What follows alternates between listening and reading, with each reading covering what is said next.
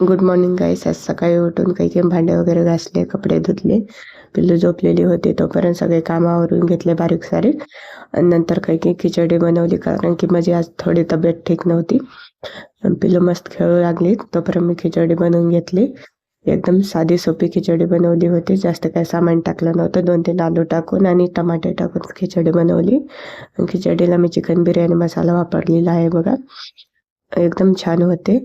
आणि मस्त असं खिचडीमध्ये नमक वगैरे टाकून, कोथिंबीर वगैरे टाकून खिचडी झाकण लावली. खिचडी गरमागरम खाऊन घेतली. मग पिल्लू अशी खेळत होती बघा.